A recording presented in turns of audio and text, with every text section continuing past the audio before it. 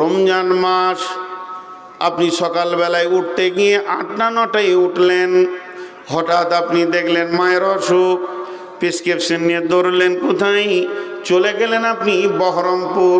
বহরমপুর বলছে এই ওষুধ গোটা পশ্চিমবঙ্গে কোথাও পাওয়া যাবে না, ব্যাঙ্গালোর ছাড়া এটা পাওয়া বড় মুশকিল। তবে যদি এই ওষুধ আপনাকে নিতে হয়, একটা ফার্মেসি আছে, সেটা মালদাতে আছে। ব্যাঙ্গালোরের অনেক ওষুধ সে রাখে, সেখানে যাও। মায়ের টানে মারলেন মালদা দৌড়। সেই ভোরবেলা থেকে জার্নি করলেন, মালদায় 11টায় পৌঁছালেন। সেখান থেকে ওষুধ নিলেন, বাড়ি পৌঁছা দিয়ে 2:30 3টে হয়ে গেল। তখন প্রখর রোদ, সারা পৃথিবী তাঁতা করে জ্বলছে, বিশ্ব বেঈমানেরা খাওয়াতে ব্যস্ত রয়েছে। আপনি শুকনো ঢোক ছাড়া আর কিছুই নিতে পারছেন না। এইভাবে ক্লান্ত হয়ে যখন বাড়ি ফিরলেন, আর মুখে কথা বলতে মন যেছে না। বাস স্ট্যান্ডে নেমে আপনি হেঁটে এসে বাড়ি ঢুকলেন। বিবি আপনার চেহারা দেখে বুঝে ফেললো যে স্বামী বড় ক্লান্ত হয়ে গেছে। ওষুধগুলো টেবিলে নামিয়ে দিই, বিবিকে ইশারায় ডাকলেন, এদিকে আয়। সে একটা লুঙ্গি আর গামছা নিয়ে দৌড়লো। আপনি তাড়াতাড়ি করে সাবমার্সিবলটা চালিয়ে দিলেন। এবার পানির ওপরে দাঁড়িয়ে গেছেন, পানি মাথার ওপরে পড়ছে, শীতল টাটকা একদম পানি, এটা মাথার ওপরে পড়ছে, আর আপনার গোটা শরীরটাকে ঠান্ডা করে করে নামিয়ে দিচ্ছে। কিন্তু শরীরে তো দরকার নাই, মরুভূমি তো ভিতরে আছে, পানি যেন ভিতরে চাইছে। 1 গ্লাস তো অন্তত হলেও বেঁচে যায়। কিন্তু পানিটা যখন আপনার মুখের উপর দিয়ে পড়ছে, তখন আপনি ঠোঁটটাকে চেপে ধরে নিয়েছেন যাতে লিক হয়ে 1 ফোঁটা পানি ভিতরে না চলে যায়। আল্লাহ বলছে, একবার দেখ, তুই পরেশগার না, তুই বেঈমান।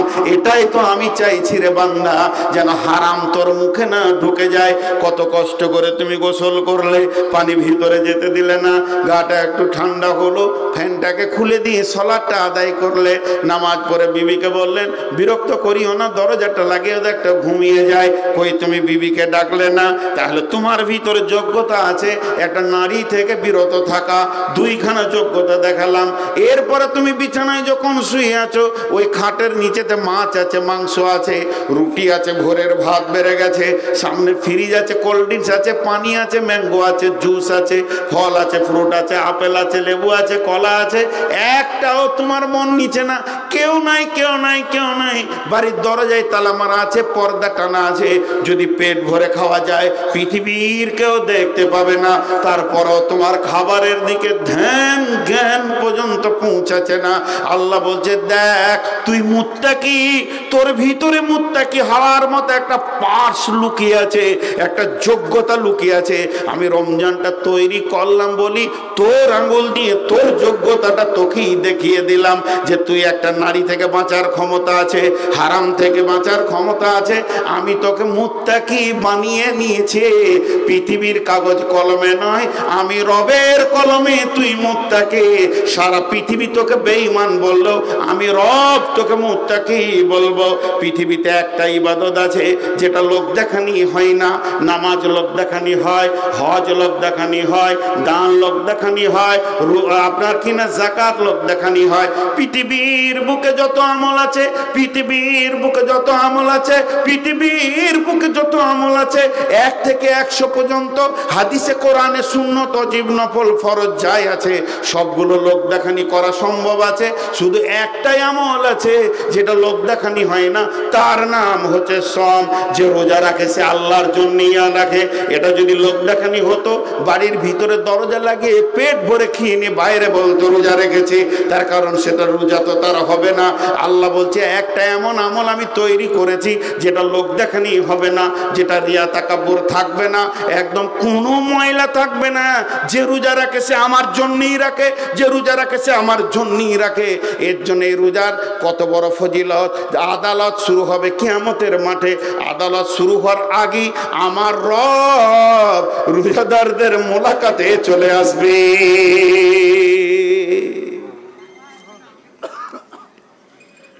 যত আমল আছে সব আমলের আজর আছে। আজর মানে বদলা আছে।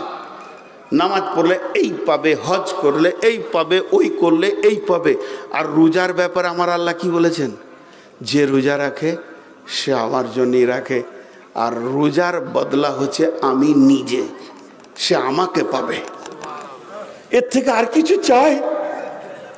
আমার এই কবিতাটা বলতে গিয়ে চোখ দিয়ে পানি চলে আসে খুশিতে। রোজাদারের দুইটি খুশি, একটি খুশি ইফতারে। ইফতারে কেন খুশি?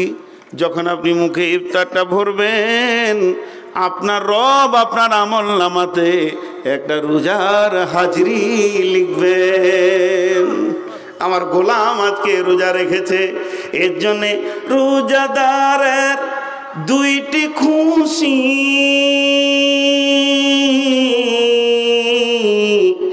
একটি খুশি ইফতারে, অপরটি হয় আল্লাহর দিদার রোজ হাসরের প্রান্তরে।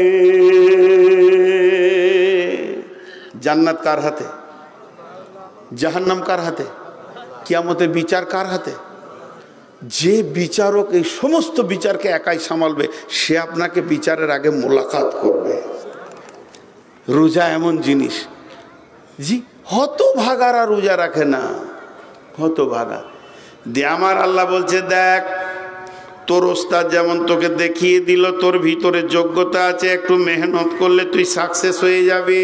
তো আমি রব তোকে দেখিয়ে দিলাম তুই হারাম থেকে বাঁচতে পারবি।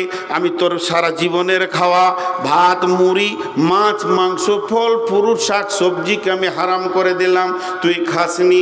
এর ভিতরে আমি একটা তোর যোগ্যতা তোর হাতে তুলে দিলাম, গোলাম রে তুই হারাম থেকে বাঁচার যোগ্যতা রাখিস। শুধু তাই নয়, তোর যেটা বিবি যাকে তুই আপনার মহারানা দিয়ে হালাল করে এনেছিস, সে তোর ভোগ বুঝে, তার ভোগ তুই বুঝিস। সে তোর ইশারা বুঝে, তার ইশারা তুই বুঝিস। কিন্তু তোর ভিতরে একটা যোগ্যতা আছে, ওই নারীটার গায়ে তুই হাত দিলি না, ওর থেকে তুই বেঁচে থাকলি। তার মানে তোর ভিতরে একটা যোগ্যতা লুকিয়ে আছে, তুই কোনোদিন হারাম নারীর গায়ে হাত দিবি না। তোকে তো আমি 1 মাসের ট্রেনিং করিয়ে দিলাম, বাকি 11 মাস তুই খবরদার সুদ জুয়ো তাস লুডো দাবা হারামের ময়দানে যাবি না। আর কারো খবরদার শালির কাপড় ধরে শালেজের কাপড় ধরে টানবি না। তোকে আমি মুত্তাকি বানিয়ে দিয়েছি, লাআল্লাকুম তাত্তাকুন।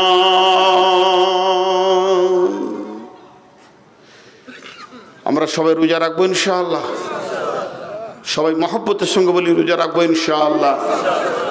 আল্লাহ খুশি হন রোজাদারদের উপরে। 1-2 কে উঠছে কেন গো? রাতও তো বেশি হয়নি। পানি খাবে? একটু ধৈর্য ধরো। জি, আর বেশি সময় আপনাদের কাছে নিব না। তো লাআল্লাকুম তাত্তাকুন হয়ে গেল। এই রমজান মাসে আল্লাহ তাবারাক ওয়া তাআলা কোরআনকে নাজিল করেছেন। শাহরু রমাজান আল্লাযী উনজিলা ফীহিল কোরআন হুদাল লিন্নাস।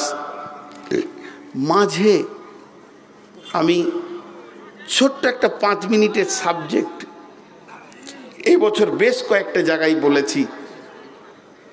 বাংলাদেশে এক জায়গায় বলেছি, ইন্ডিয়াতে 2-3 জায়গায় বলেছি। আজকে যেমন জানিকনগরে আসরের নামাজ পর বললাম, এটা আমি সব জায়গায় বলছি। রোজা মাস আসছে আমাদের কাছে কেন? ও তো মেহমান আসছে কেন? গুনাহগুলোকে মাফ করার জন্যে।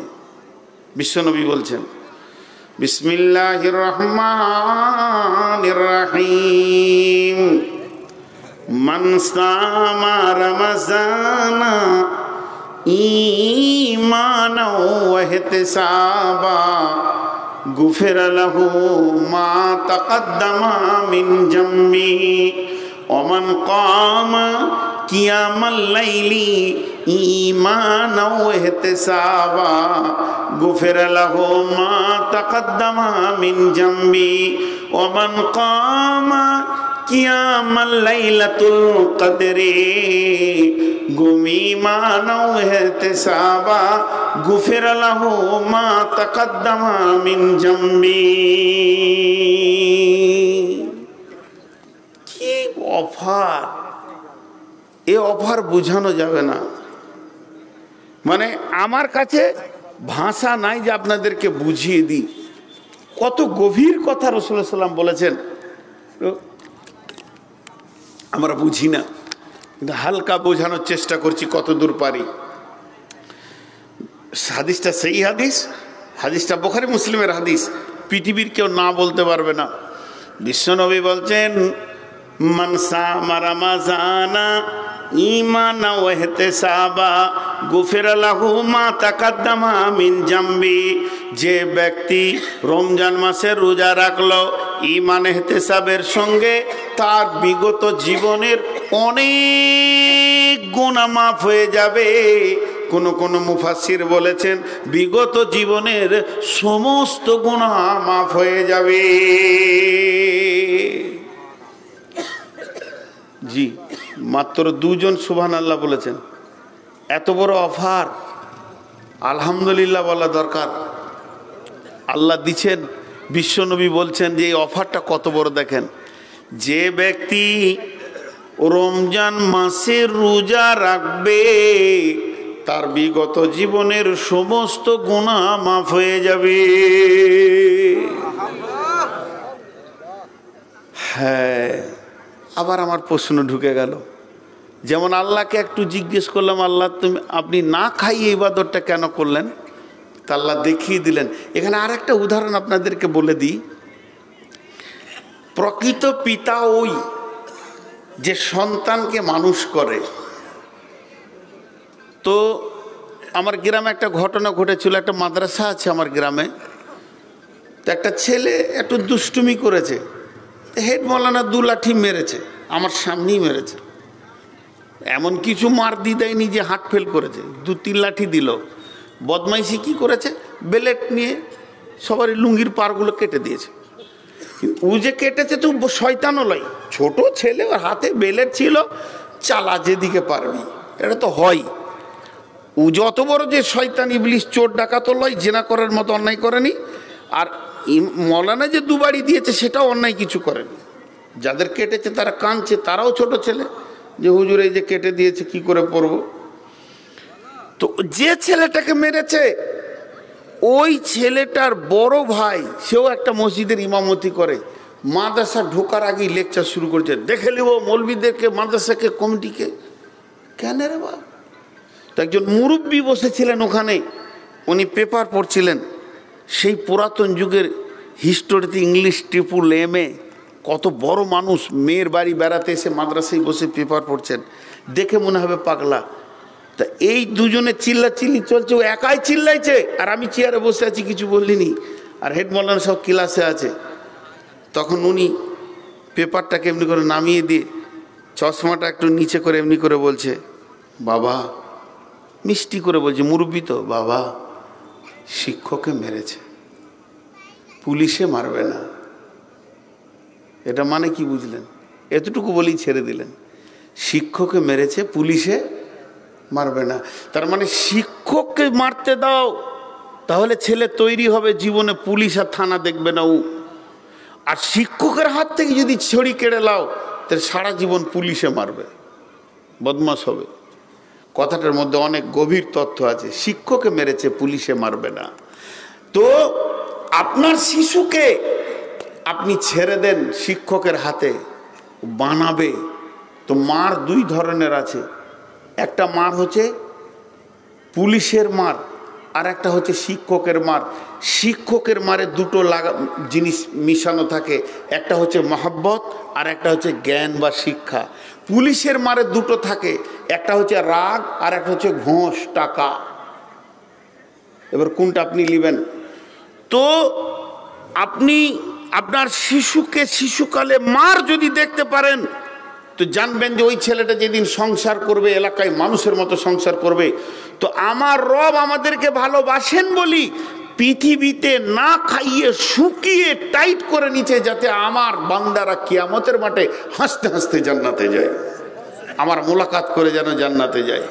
এটা মহব্বতের প্রতীক চিহ্ন, এটা মহব্বতের প্রতীক চিহ্ন, এটা মহব্বতের প্রতীক চিহ্ন। বাপ ছেলেকে মারে, মারে না স্কুল না গেলে, ওটা মহব্বত না রাগ? মহব্বত। এটা ভাবতে হবে। চলেন, তাহলে আবার একটা প্রশ্ন আমার এসে গেল, যদি রমজান মাসে রোজা রেখে, যদি কেন, যদি বলাটা আবার ভুল হবে, রসুলের হাদিস, রমজান মাসে আমি রোজা রেখে নেবো 30টা, সব গুনাহ মাপ, আবার 11 মাস চুরি করব, ডাকাতি করব, বেঈমানি করব, সুদ খাবো, বাটপারি করব, যা মন যাবে তাই করব, আবার রোজা রেখে নিব, মাপ। কেউ উঠে বলে দেখ যে না মাপ হবে না, কারণ আল্লাহ রসুল বলছে তুমি যদি রমজান মাসে রোজা রাখো 30টা সুন্দর করে ইমানে ইহতিসাবের সঙ্গে, তোমার গুনাহ মাফ। তাহলে 11 মাস কি করব? জি ভাই, 11 মাস কি করব? বন্ধুরা আমার, জলপাইগুড়ি গেছি জালসা করতে, অনেকবার বলেছি কথাটি, ইউটিউবে শুনে থাকবেন। গভীর রাত্রিতে আমাকে দিয়েছে, লোক সব ঘুমাইছে, আমি জালসা উল্টা দিকে শুরু করে দিয়েছি। ঘুম ভাঙানোর জন্যে আমি শুরু করেছি, নামাজ পড়তে হবে না, রোজা রাখতে হবে না, চুরি করো, ডাকাতি করো, বেঈমানি করো, সুদ খাও, মার্ডার করো, লুটপাট করো, যে কার যার মন যাবে করো, জেনা করো, ব্যভিচার করো, মেয়েরা বেপরদায় ঘুরে বেড়াও, যার যাবে মন যাবে করো, লুটপাট করো, রাস্তায় ছিনতাই করো, মদ খাও, জুয়ো খেলো, সুদের ব্যবসা চালু করে দাও, কিছুই হবে না, হাসতে হাসতে জান্নাতে যাবে, শুধু আল্লাহর একটা হুকুম যদি মেনে নিতে পারো। লোক সব ঘুম কুন্দি করে গেছে, জীবনে এরকম বক্তা দেখি নাই, নামাজ পড়তে হবে না, রোজা রাখবে না, চালা চালা, চুরি ডাকাতি যা পারবি করেলে, লুটপাট করে একাকার কর, খালি আল্লাহর একটা হুকুম মানবে, তুই জান্নাত চলে যাবে, একটা খালি মানতে হবে। এক মুরব্বি পান খেচুল আমার সামনে বলছে, ঠিকই নাকি চাচা? ও চাচা এর থেকে সহজ রাস্তা আর দেখেনি। বলে হ্যাঁ গো, তখন বলছে কোথা আছে বাপ? কোরআন শরীফে। ও আরো চুমকি উঠেছে, হাদিস হলে তাও জৈব জাল বলা যেত, কোথাও সূরা রহমানে আছে, সূরা রহমানে গো, ঠিক নাকি? ও ওর আর বিশ্বাস হচ্ছে না, পান চিবিতে চিবিতে বন্ধ করে দিয়েছে। বলে হ্যাঁ আছে, তা শুনে নাও। বিসমিল্লাহির রহমানির রহিম। ইয়া মা'শারাল জিন্নি ওয়াল ইনসি ইন ইসতাতাতু আন তানফুজু মিন আকদারিস সামাওয়াতি ওয়াল আরদি ফানফুজু লা তানফুজুনা ইল্লা বিসুলতান ফাবিআইয়ি আলাই রব্বিকুমা তুকাযযিবান। আল্লাহ বলছে, হে জিন ইনসানের দল, হে জিন ইনসানের দল, এটা যদি তোদেরকে ভারী লাগে, এ আমার আইনকে মানতে, আমার কানুনকে মানতে, আমার আদেশকে নিষেধকে মানতে তোদের যদি ভারী লাগে, তাহলে তোরা চেষ্টা করে দেখ, আল্লাহর রাজ্যের বাইরে পাঁচিল টপকে যদি পালাতে পারিস তো পালিয়ে যা, তার মানে অন্য আল্লাহর রাজ্যে চলে যা, আমার কোরআন মানতে হবে না।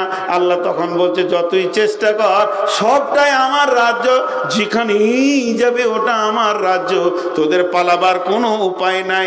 তার মানে আল্লাহ একটু পক্ষান্তরে বলতে চাইলেন, হে জিন ইনসানের দল, আমার আইন মানতে না ভালো লাগে, আমার রাজ্যের বাইরে তোরা চলে যা। মুরব্বি বলছে, কোথায় যাবো বা?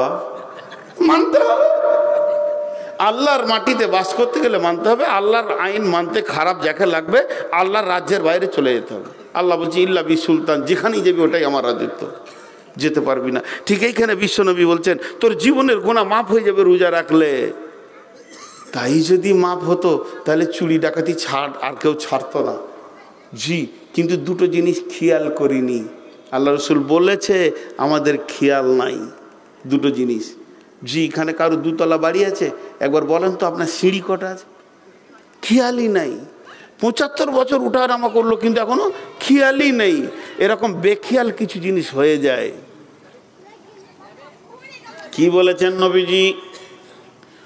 নবীজি 2টি জিনিস বলছেন, আমার হাতের দিকে তাকান।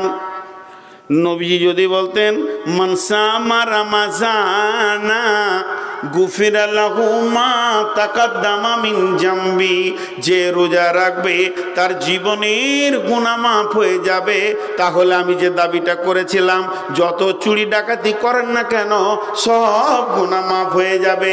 কিন্তু নবীজি 2টি শর্ত দিয়ে দিলেন। 1 নম্বর হলো ঈমানা, 2 নম্বর হলো ইহতিসাবা। 1 নম্বর হলো ঈমানা, 2 নম্বর হলো ইহতিসাবা। নবীজি বলছেন, মান সামা রমাজানা ঈমানা ওয়া ইহতিসাবা গুফিরা লাহু মা তাকাদ্দামা মিন জামবি। যেমন নামাজ পড়তে আল্লাহ বলেছেন, কিন্তু নামাজের শর্ত হলো উজু। এখানে যতগুলি লোক বসে আছেন আপনাদের আমি বললাম আল্লাহ বলেছেন নামাজ পড়েন, উঠেই তো নামাজ ধরে নেবেন না, আগে উজু করবেন। উজু না থাকলে উজু করবেন, তাহলে উজু না হলে নামাজ হয় না। লা সালাতা ইল্লা বিতুহুর, উজু না থাকলে নামাজ হয় না। এটা যেমন প্রত্যেকটি মানুষের জানা হয়ে গেছে। আর যে রোজাতে দুইটি জিনিস না থাকবে ওই রোজাটা আল্লাহর কাছে কবুল হবে না, হবে না, হবে না, হবে না, হবে না। রোজার ভিতরে দুইটা জিনিস থাকতেই হবে, একদম অপরিহার্য থাকতেই হবে। একটা হলো ঈমান, দুইটা হলো ইহতিসাব। দেখেন এই ভাষা দুটি রাসূল বলেছেন। এবার হাদিসটা আমি আস্তে আস্তে পড়ি। মান সামা রমাজানা, যে ব্যক্তি রোজা রাখলো রমজান মাসে ঈমানাও ঈমানাও ঈমানাও ওয়া ইহতিসাবা ওয়া ইহতিসাবা ওয়া ইহতিসাবা, যে লোকটা রমজান মাসে রোজা রাখলো ঈমান আর ইহতিসাবকে সঙ্গে করে, এরপরে নবীজি বলছেন গুফিরা লাহু মা তাকাদ্দামা মিন জামবি, তার পূর্বের সমস্ত গুনাহ মাফ হয়ে গেল। এরপরে দ্বিতীয় বলছেন ওমান কামা কিয়ামাল লাইলি, কিয়ামাল লাইল তো বলতে তারাবি, তারাবি কেউ 8 রিকাত কেউ 20 রিকাত, যার যেটা আপনার ইচ্ছা আছে, যার যেটা ফতোয়া আছে, আপনি নিজের নিজের মুফতিকে নিয়ে চলবেন, কিন্তু ওই কোয়ান্টিটি করবেন। বিশ্বনবী তারাবি 3 বার পড়েছেন, ঠিক আছে, তিনি 3 বার জামাতে পড়েছেন, কিন্তু সারা জীবন তিনি কিয়ামুল লাইল করেছেন। আমরা তো সারা জীবন করি না, শুধু রমজান মাসটা করি। অতএব যে এইটা রাত কলা প্রত্যেকটি তারাবিকে ছাড়লো না, প্রত্যেকটি তারাবিকে ঠিক করে পড়ে নিল। আপনারা 20 রিকাত পড়বেন তো 20 রিকাত, আমি 8 রিকাত পড়বো তো 8 রিকাত। আপনি আপনার জায়গায় চলেন, আমি আমার জায়গায় চলছি। কমপ্লিটলি যখন প্রতিদিন কোয়ান্টিটি রাখবো, 30টা রোজাকে আমি পার করে দিব এই তারাবির ওপরে। বিশ্বনবী বলছেন ঈমান ও ইহতিসাবা, ওই দুটি জিনিসকে আবার ভরে দিচ্ছে ঈমানের সঙ্গে ইহতিসাবের সঙ্গে। বিশ্বনবী বলছেন গুফিরা লাহু মা তাকাদ্দামা মিন জামবি, হে আমার উম্মত তুমি শুনে নাও, তোমার পূর্বের অনেক গুনাহ মাফ হয়ে গেছে, কিংবা সব গুনাহ মাফ হয়ে গেছে। এরপরে বিশ্বনবী বলছেন ওমান কামা কিয়ামাল লাইলাতুল কদরে, লাইলাতুল কদর, কদর মানে সম্মানী আর লাইল মানে রাত। লাইলাতুল কদর পৃথিবীর বুকে সব থেকে সম্মানী রাত হচ্ছে শবে কদরের রাত। রাতের ভিতরে একটা রাত হলো শবে কদর রাত, আর দিনের ভিতরে সব থেকে দামি দিন হলো আরাফাতের দিন। সেদিন আল্লাহ সমস্ত কোটি কোটি বেঈমানদেরকে মাফ করে থাকেন। তাহলে ওই রাতটা যে জাগবে, আল্লাহর নবী বলছেন তুমি জাগো, শেষ বিজোরগুলোতে তুমি খোঁজ করো। নবীজিকে ভুলিয়ে দেওয়া হয়েছে, শেষ বিজোরের ভিতরে তুমি লাইলাতুল কদরকে পেয়ে যাবে। আর যখন তুমি পেয়ে যাবে, ওমা আদরাকা মা লাইলাতুল কদর, তোমাকে কে বললো লাইলাতুল কদরটাকে? লাইলাতুল কদর খায়রুম মিন আলফি শাহর, সেই রাতটা হলো 1000 মাসের থেকে বেশি সম্মানী। শুধু তাই নয়, ওটা কতক্ষণ থাকবে? হাত্তা মাতলাইল ফজরে, যখন ফজরের আজান হয়ে যাবে লাইলাতুল কদরের ফজিলতটা কেটে যাবে। এই পর্যন্ত তুমি তোমার রবের কাছে তুমি চাও, তুমি মাপ চাও, গুনার মাপ চাও, তুমি যা চাইবে সব চাও। সেই দিন তানাজ্জালুল মালাইকাতু ওয়ার রূহু, তানাজ্জালুল মালাইকাতু ওয়ার রূহু, অনেক ফেরেশতা সেদিন পৃথিবী বিচরণ করে। ওয়ার রূহু বলতে জিবরাইল সেদিন আসে, কেউ কেউ বলেছে এমনকি আজরাইলও সেদিন আসে। আর সেই দিনে একদিনের খাতাতে রুচি বরাদ্দ হয়ে যায়, আরেক বছরের জন্য কে কি খাবে, কার কি হবে, আর ওই দিনে মওতের টাইমটাকেও লিখিয়ে দেয়া হয়। কোন তাফসীরে লিখেছে আজরাইলকে দেখিয়ে দেয়া হয় এই লোকগুলি আগামী লাইলাতুল কদর পর্যন্ত মরবে, কে কোথা মরবে, কি অবস্থায় মরবে, সমস্ত ফেরেশতাদেরকে ট্রেনিং করিয়ে তাদেরকে নিয়ে যাওয়া হয় সারা রাত ঘুরে। আর ওই রাত্রিতে যদি কেউ ইবাদতের কান্নায় কাঁদে, হাজারো ফেরেশতা দেখে এই লোকটা কাঁদছে, সেই ফেরেশতারাই তো সাক্ষী হয়ে আল্লাহকে বলবে মাবুদ গো মাফ করে দেন, মাফ করে দেন। তার মানে ধরে নেন আপনার এখানে কেউ এসেছে, আপনার বড় মন্ত্রী বা থানার বড় বাবু, তার পেছনে হাজারো পুলিশ ধরে বেড়াচ্ছে, আপনি কাকুতি মিনতি করছেন, এরা যখন বলবে তাকে যে ছেড়ে দেন, একে মাফ করে দেন, ঠিক ওই রকম ধরনের একটা বড় মাফের পরওয়ানা ঘুরে। তো বিশ্বনবী বলছেন ঈমানা ওয়া ইহতিসাবা গুফিরা লাহু মা তাকাদ্দামা মিন জামবি, তার জীবনের সমস্ত গুনাহগুলি মাফ হয়ে যায়। জি, তো ঈমান কি আর ইহতিসাব কি, ঈমান কি ইহতিসাব কি এটা খালি দেখাবো রোজার সঙ্গে যখন রাখতে হবে। হাজি ভাই, রোজাতে গুনাহ মাফ হবে? গুনাহ মাফ হবে?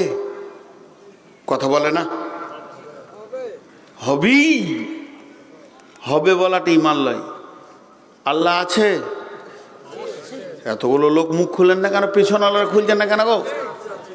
আছে বললে হবে না, আছি, এটার নাম ঈমান। আল্লাহ বলছে যে আমার প্রতি যেমন ধারণা রাখবে আমি তার সঙ্গে সেরকম ব্যবহার করব। হাজি ভাই, আপনি আমি কত গুনাহ করেছি, কত গুনাহ করেছি। সারা পৃথিবীর সমস্ত জিন আর সমস্ত ইনসান নামাজ রোজা ছেড়ে দিয়ে সারা জীবন খালি পাপেই নেমে যায়।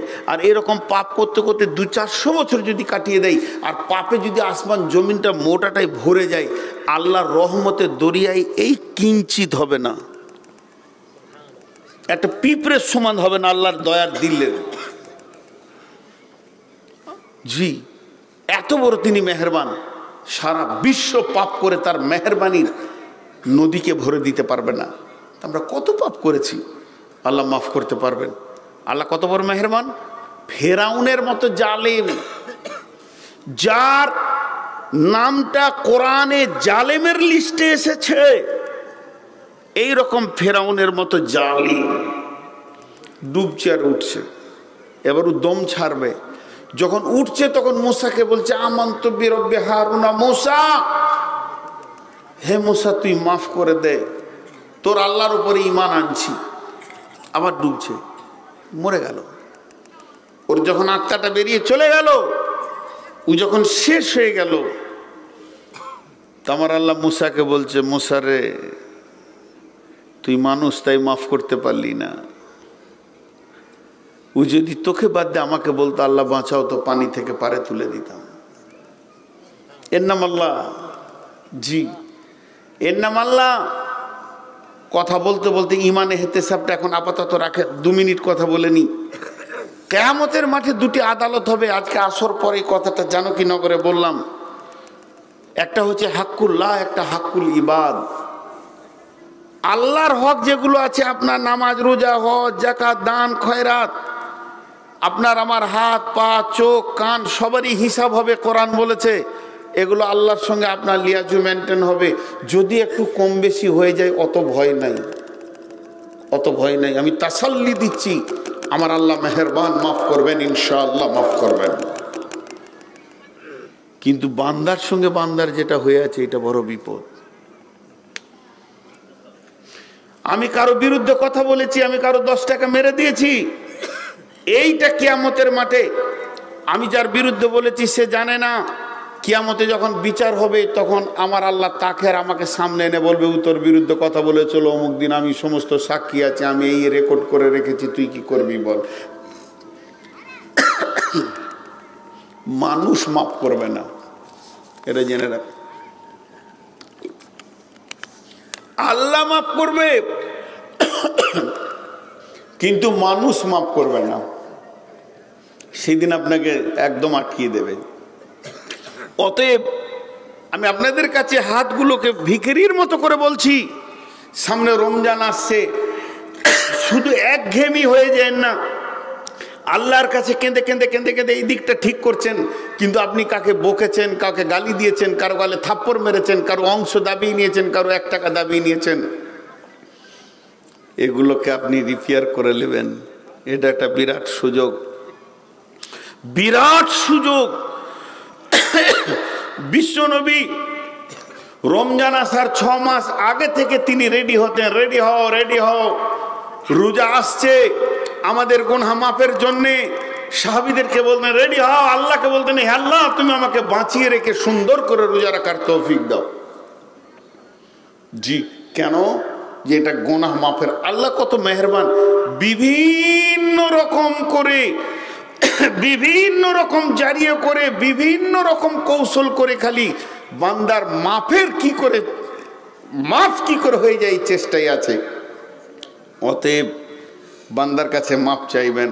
কেউ যদি কারো দাবিয়ে রেখেছেন, আরেকটা আমাদের ছোটখাটো অভ্যাস আছে, এগুলোকে আমরা গুরুত্ব দিই না। আপনি বহরমপুরে বাসে চেপেছেন, 40 টাকা ভাড়া, 30 টাকা দিয়ে নেমে যাচ্ছেন, কন্ট্রাক্টর বলছে ভাই আর 10 টাকা দে, ওই লাভ চলে। ও যদি মাফ করে থাকে তা ভালো, যদি না করে থাকে তো ওইটাই আপনি কিয়ামতের মাঠে বাঁধা পড়ে গেছেন, এটা লিখেলেন। ও যদি মাফ করে থাকে তো ভালো, আর না করে থাকে তো ওইটাই কিয়ামতের মাঠে আপনার জাহান্নাম যাওয়ার জারিয়া হয়ে যাবে।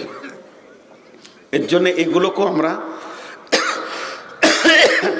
রমজান মাসে রিপেয়ার করে নেবে ইনশাআল্লাহ। কেউ যদি কারো কাছে কোনো অন্যায় করেছি, তবে আবার একটা কথা বলে দিই, আপনার কাছে কেউ অন্যায় করেছে, মাপ চাইতে এসছে, মাফ করে দিয়েন। কেন? 3 বার মাপ চাইলে মাফ হয়ে যাবে। সে অন্তর থেকে যদি 3 বার এসে মাপ চাই যে ভাই আমাকে মাফ করে দেন, আপনাকে আমি থাপ্পড় মেরেছিলাম, আপনার আমি ক্ষতি করেছিলাম, আপনি আমাকে মাফ করে দেন। যদি আপনি না মাফ করেন তো আল্লাহ মাফ করে দেবেন, ওটা আল্লাহ নিজস্ব ব্যক্তিগত সুপ্রিম পাওয়ার আছে। 3 বার মাত্র, 3 বার আপনার কাছে মাপ চাবে আল্লাহ। অত পাওয়ার আপনাকে দেওয়া হয়নি যে সারা জীবন কাউকে ঝুলিয়ে রাখবেন হ্যাঙ্গিং করে। কিন্তু 3 জন ব্যক্তি আছে, যতক্ষণ পর্যন্ত মুখ দিয়ে না বলবে মাফ করলাম তো আল্লাহ অতক্ষণ পর্যন্ত করবে না, পশ্চিম দিকে সূর্য উঠে গেলেও করবে না। 3 জন ব্যক্তি যতক্ষণ পর্যন্ত মুখ দিয়ে না বলবে, আব্বা, মা, স্বামী। আব্বাকে বলতে হবে বেটা তোমাকে মাফ করলাম, মাকে বলতে হবে বেটা তোমাকে মাফ করলাম, স্বামীকে বলতে হবে তার স্ত্রীকে হ্যাঁ তোমাকে আমি মাফ করলাম। এই 3 জন যতক্ষণ পর্যন্ত মুখ খুলে না বলবে ওদের মাফ হবে না। চলেন, মাফের মাস আমাদের সামনে আসছে, আমরা যেন আল্লাহর কাছে মাফ চেয়ে নিতে পারি, আল্লাহ যেন তৌফিক দান করেন, বলে আল্লাহুম্মা আমিন। এবার ইমানটা কি? কাশি উঠেনি, পোকা ঢুকেছে, জীবনে অনেক পোকা খেয়েছি, আজকে একটা গেল হলারের ভিতরে, সে বুঝতে পেরেছে কোথা গেলাম, কাশি লয়। জি, বিসমিল্লাহির রহমানির রহিম। মান সামা রমাজানা ঈমানা, তুমি যখন রমজান মাসে রোজা রাখবে তখন তুমি তোমার ঈমানটাকে দৃঢ়তা করে নাও, বিশ্বাসটাকে মজবুত করে নাও, বিশ্বাসটা পাকা করে নাও। পৃথিবীর লোকের কি হবে না হবে আমি জানি না, সারা পৃথিবীর গুনাহ মাফ হবে না হবে আমি জানি না, আমার রব আমার গুনাহ মাফ করবেই করবে, এই নিয়তে তুমি রোজা রাখো।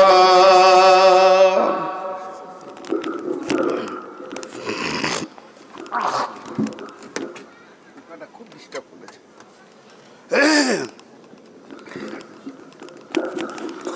কার কি হবে না হবে আমি জানি না, আমার গুনাহ মাফ হবেই। সবাই বলি আমার গুনাহ মাফ হবেই। এখন হাত তুলে দোয়া করা যাবে না যাবে এ ফতোয়ায় আমি আসছি না, আর কোনোদিন আমি ওই ফতোয়াতে নিজের মাথাকে ভরি নাই, আজ পর্যন্ত ভরিনি। আমি আইল হাদিস আকিদায় চলি, কিন্তু কে দোয়া করছে কে না করছে শরীয়ত না বেদাত আমি যাচ্ছি না। একটা উদাহরণ দিচ্ছি মাত্র। উদাহরণটা কি? ধরেন 27-এর তারাবি চলছে, আর আপনাদের গোবিন্দপুরের সব যুবকরা তারাবিতে সারা রাত জাগছে, যার যেমন গুনাহ আছে সে আল্লাহর কাছে কাঁদছে, মাবুদ মাফ করে দাও, ক্ষমা করে দাও, যে যেমন পেরেছে আল্লাহর কাছে নিজের গুনাহকে বলে কাঁদছে। হঠাৎ ছেলেরা এসে ইমাম সাহেবকে ধরলো, হুজুর আপনি একবার দোয়া করেন আমাদের জন্য, আপনি আলেম মানুষ, আমরা একটু আমিন আমিন করি। ইমাম সাহেব দেখছে যে ঠিক আছে, জেনারেল শিক্ষিত ছেলে যখন আমার কাছে এসছে, শুরু করে দিলে, চলো তোমরা আমিন বলো, আমি দোয়া শুরু করি। এবার উনি দোয়া শুরু করেছেন। সবে কদরের রাত, মানুষের স্বাভাবিক একটু দিল নরম হবেই, আর তাদের দিল নরম হয়েছে বলি রাতটা জাগছে। কাঁদা শুরু হয়ে গেল, এই আল্লাহ চুরি করেছি মাফ করে দাও, জেনে বুঝে ব্যভিচার করেছি ক্ষমা করে দাও, মিথ্যা কথা বলেছি ক্ষমা করে দাও, লোককে গালি দিয়েছি ক্ষমা করে দাও। মাবুদ গো, বয়স হয়ে গেল 50, জীবনে তোমার মসজিদে আসিনি, প্রথম এসেছি, মাফ করে দাও। ইমাম সাহেব নিজের গুনাহগুলোকে সকলকে ধরে নিয়ে দোয়া করতে রয়েছে। সবাই বলছে আমিন, আর অঝোর নয়নে কাঁদছেন, মজ্জেন কাঁদছে, হাজি কাঁদছে, মাস্টার কাঁদছে, ডাক্তার কাঁদছে, যে যেমন রয়েছে সবাই বলছে আমিন, মাবুদ মাফ করে দাও, তুমি মাফ করবে। এই অবস্থা রয়েছে। এমন সময় ওরই ভিতরে একটা বেঈমান অলসতার সাথে বলছে আমিন আমিন, আর ওর মনটা বলছে মাফ হতেও পারে নাও পারে, মাফ হতেও পারে না পারে। আল্লাহ বলছে বেঈমান, তোর একটু ঢুকলো কি করে মনে, আমি পারবো না মাফ করতে, আল্লাহ পারবে না? তো ও বেঈমান না ইমানদার? বলেন, ও বেঈমান না ইমানদার? ওই কথাটা যখন ভাবছে, হাজি ভাই আমার বীরভূমে বোলপুর থানায় বিয়ে হয়েছে, রমজান মাস, আর ইফতারের আজান হতে মাত্র 8 মিনিট, আর আমি গাড়ি নিয়ে 4 চাকা নিয়ে ঢুকে পড়েছি শ্বশুর বাড়ি। আমার সাথে আর 3 জন আলিম আছে বড় বড়। বলেন আমার শ্বশুর ঘরের লোকগুলো শান্ত থাকবে না দৌড়ে বেড়াবে? চঞ্চল হয়ে গেছে। আমার শ্বশুর খালি বারান্দায় পায়চারি করছে, 4টা ছেলে 4টা গাড়ি নিয়ে বেরিয়ে গেল, একজন মাংস আনতে গেল, একজন মাছ আনতে গেল, একজন চপ পেঁয়াজি আনতে গেল, একজন ফল আনতে গেল, বউরা দরাদরি করছে হাঁড়িতে কি করা যায়। আরে ভাই, চাষি ঘরে তো প্রতিদিন আর ফল ফ্রুট থাকে না, ডাল ভাতও খেতে হয়, কিন্তু জামাই আসলে মানুষ একটু ব্যস্ত হয়ে কিছু করে। আর আমার শ্বশুর খালি পায়চারি করছে, উফ একটু আগে যদি ফোনটাও করতো 1 ঘন্টা আগে, আমারও জানা ছিল না যে আমি যাব। পেরিয়ে যাচ্ছিলাম, হঠাৎ ঢুকেছি। শান্ত ফ্যামিলি চঞ্চল হয়ে উঠেছে, 4-5টা শালা 4-5 দিকে দৌড়েছে, বউগুলো যেন কাজে ব্যস্ত হয়ে গেছে, শাশুড়ি মা বুড়ি সেও বটিটা নিয়ে বসেছে, আলুটা ছিলে দিয়ে তাড়াতাড়ি করে যেন কাজটা হয়। মেহমান এসে গেছে, জামাই এসেছে, জামাইয়ের সঙ্গে 4জন বড় আলিম এসেছে। তার মানে কি, আমি এক কথায় বোঝাতে চাইছি, সুস্থ ঘর চঞ্চল হয়ে উঠে গেল। গোটা ফ্যামিলি দরাদরি করছে, কে কোথায় পানি খাবে জানি না, কে কোথায় ইফতার করবে জানি না, শুধু আমার সম্মানের জন্যে। আর আমি আমার বন্ধুদেরকে নিয়ে বটুখানায় বসে বসে গল্প করছি। বিয়ে হয়েছে, ঘর ভালো, সবই ভালো, কিন্তু খেতে দিবে কিনা জানি না। আর এই কথাটা যদি আমার শ্বশুরের কানে পড়ে, আমার শ্বশুর কত খুশি হবে আপনারা বলেন। আমার শ্বশুর আমাকে গাল না দিল, আমার বাপকে দিবে বিয়াই বলে কোন বাঁদরের বাচ্চা রে, এইটা কি করে তোর মনে এলো? আমার 4টা ছেলে 4 দিকে ধরেছে, 4টা বৌমা দরাদরি করছে, আমার বুড়িটাও দরাদরি করছে, আর খেতে দিতেও পারে না পারে, এটা তোর মনে কি করে এলো? যেদিন রমজান পৃথিবীতে আসে সেই দিন গোটা আসমান জগৎ তোলপাড় হয়ে যায়, জিব্রাইল মিকাইল দরাদরি ছুটাছুটি হয়ে যায়। জাহান্নামের দরজাগুলো বন্ধ করো, জান্নাতের দরজাগুলো খুলে দাও, মাগফিরাতের ক্ষমার দরজাটা খুলে দাও, আমার কাছে গুনার দপ্তরগুলো আল্লাহ বলছে এনে দাও। আমার গোলামেরা রোজা রাখবে, ইফতারের সময় কাঁদবে, ফজরে কাঁদবে, আমি মাপ মাপ মাপ চালিয়ে যাব। শুধু মাছটাকে মাফের মাছ তৈরি করেছি, রহমতের মাছ তৈরি করেছি, আমি কার উপরে রাখবো না। 1000 কোটি কোটি গুনাহ করে এসে চোখের পানি ফেলবে, তার উপর আমার রাগ থাকবে না। আমি এই মাছটা গোটা রহমতের দিলে বসে থাকবো, মাগফিরাতের দিলে বসে থাকবো। এদিকে শয়তানকে বেঁধে দাও, ওইদিকে জান্নাতকে সুসজ্জিত করো। হুর পরীরা যেন গান গাইতে শুরু করেছে, আর হুরেরা বলবে আল্লাহ আমাদের স্বামী কোনগুলো। রমজান মাসের যারা রোজা রাখে তাদের দিকে আল্লাহ দেখাবেন। নানা রকম ইতিহাস শুরু হয়ে গেল আসমান জগতে। এই অবস্থায় যদি কোনো মুসল্লি মসজিদে মনে মনে করে আমার গুনাহটা মাফ হতেও পারে না পারে, এর মতো বেঈমান আর কে আছে? জোরে বলেন, এর মতো বেঈমান কে আছে? এর জন্য বিশ্বনবী বলছেন, মান সামা রমাযানা ঈমানা, যে রমজান মাসে রোজা রাখবে ঈমানকে সঙ্গে করে, ওটা মানে হচ্ছে পৃথিবীর কার কি হলো দেখার দরকার নাই, আমার রোজা কবুল হবি, আমার গুনাহ মাফ হবি। আমার রব বলছে তুই নিশ্চিত হয়ে যা, তোর মাফ হয়ে গেছে। এটা হলো ঈমান। ইহতিসাব, ইহতিসাবের দুটো মানে করা হয়েছে। এক নম্বর মানে হচ্ছে রোজার যে নিয়ম কানুনগুলো আছে এগুলো ঠিক করে মানতে হবে। ভ্যাদ ভ্যাদ করে বেশি বকলে হবে না, গীবত করলে হবে না, পরনিন্দা পরচর্চা করলে হবে না, জিকির করো, তেলাওয়াত করো, মুখে চুপ থাকো। বেশি কেউ যদি বকে ডাকে, এই গায়, ওকে উত্তর দেবে আমি রোজা রেখেছি ভাই, আমি রোজাদার, আমি বকতে যেতে পারবো না। ওখানে ভিড় ভিড় করে এক জায়গায় গল্প চলছে, আপনাকে হয়তো ডাকে শোন শোন শোন শোন শোন, সেই দিনের ঘটনাটা শুনতো, আমি রোজাদার ভাই, আল্লাহ রসুল বলছে তুই পরিষ্কার বলে দাও আমি রোজাদার, আমি পারবো না এত বকতে। এইভাবে রোজার শুরু থেকে শেষ পর্যন্ত যত নিয়ম কানুন রুলস আছে এটাকে ঠিক রাখতে হবে, এটাকে ইহতিসাব বলছে। আর ইহতিসাব বা মানে ইখতিখলাস, এটা আবার আলাদা। সেটা হচ্ছে তুমি তোমাকে শুধাও কেন রোজা রাখতে এসেছো, তুমি তোমাকে শুধাও কেন রোজা রাখতে এসেছো। এই জায়গায় 100টা রোজাদারের মধ্যে 90 জন ফেলিয়ার হয়ে যাবে। ইহতিসাব বা মানে ইখতিখলাস। জি, কিছু রোজাদার আছে কালকে চাঁদ উঠবে, কাল বিকেলবেলা জোহরের সময় সাবান দিয়ে গোসল করে গাটা ধুয়ে নেবে, বেটিকে বলবে মা পাঞ্জাবিটা বের করে দে, টুপিটা বের করে দে, মুসল্লি হয়ে গেল। এবার এমন মসজিদে দুপুদুপি শুরু করে দেবে, প্রথম কাতার ওই দাঁড়াবে, ইমামের ঘরে খালি উঠা বসা, ঘন ঘন ফতোয়া জিজ্ঞেস করা, নবী মুসা কবার মানে পাহাড়ে উঠে চলে জিজ্ঞেস করা। মনে হবে জানো এর থেকে বড় মুসল্লি আর গায়ে কেউ নাই। আর মনে মনে গুনছে আজকে 12টা হলো, আর মাত্র 18টা আছে, আর কি 18টা হলো, আর 12টা আছে, 25টা হলো, আর 5টা আছে, 27টা হলো, আর 3টে, 29টা আর একটা। আর যেদিন ঈদের চাঁদ উঠে যাবে সেদিন বিড়বিড় করে মসজিদকে বলবে, মসজিদ রে 1 মাস এসেছিলাম, খুব দুপুদুপি করেছি, মাফসাফ করে দিস, পারলে সামনে বছর দেখবো। মসজিদ থেকে কেটে পড়লো, ইহতিসাবের বাইরে চলে গেল। এই লোকগুলি রোজা কবুল